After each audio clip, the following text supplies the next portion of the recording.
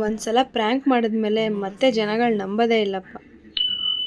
Hi hello ಎಲ್ರಿಗೂ ನಮಸ್ಕಾರ, welcome to my mini vlog. ಇವತ್ತು ಎದ್ದ ತಕ್ಷಣ ಸ್ವಲ್ಪ ಫ್ರೆಶ್ ಅಪ್ ಆಗಿ ಬಿಸಿಲು ಚೆನ್ನಾಗಿತ್ತು ಅಂತ ಹೊರಗಡೆ ಬಂದು ಸೂರ್ಯನಿಂದ ವಿಟಮಿನ್ ಡಿ ಸಾಲ ತಗೊಳ್ಳೋಣ ಅಂತ ಒಂದು 5 ನಿಮಿಷ ಹೊರಗಡೆ ನಿಂತ್ಕೊಂಡು ಆಮೇಲೆ ತಿಂಡಿ ಮಾಡ್ಕೊಳ್ಳೋಣ ಅಂತ ಫಸ್ಟ್ ಅನ್ನ ಎಲ್ಲ ಹೋಗಿಟ್ಟು ಈರುಳ್ಳಿ ಹಸಿಮೆಣ್ಸಿಕಾಯಿ ಹೆಚ್ಚಿಟ್ಕೊಂಡು ಇನ್ನು ಕಸ ಹುಡ್ಕೊಂಡು ನೆಲ ಒರೆಸ್ಕೊಂಡು ಅದಾದಮೇಲೆ ಬಂದು ತಿಂಡಿಗೆ ಒಗ್ಗರಣೆಗೆ ಹಾಕೊಳ್ಳೋಣ ಅಂತ ಹಾಕೋತಾ ಇದ್ದೆ. ಇನ್ನು ಹಾಗೆ ನಮ್ಮ ಮನೆಯವರು ಫ್ರೆಶ್ ಅಪ್ ಆಗಿಬಿಟ್ಟು ದೇವ್ರ ಪೂಜೆಗೆಲ್ಲ ರೆಡಿ ಮಾಡ್ಕೋತಾ ಇದ್ರು. ಇನ್ನು ಅವ್ರ ಪೂಜೆ ಮುಗಿಸೋದ್ರೊಳಗಡೆ ನಾನು ಬೇಗ ತಿಂಡಿ ಮುಗಿಸ್ಕೊಂಡು ಹಾಗೆ ಇವತ್ತು ಒಂದು ಇಂಟರ್ನಲ್ ಟೆಸ್ಟ್ ಇತ್ತು. ಈ ಇಂಟರ್ನಲ್ಸ್ಗೂ ಸ್ಟೂಡೆಂಟ್ಸ್ಗೂ ಅವಿನಾಭಾವ ಸಂಬಂಧ ಅಂತ ಅಂದ್ಕೊಂಡು ಪೂಜೆ ಎಲ್ಲ ಮುಗಿಸಾದ್ಮೇಲೆ ಅವರು ತಿಂಡಿ ತಿನ್ಕೊಂಡು ಕೂತಿದ್ರು.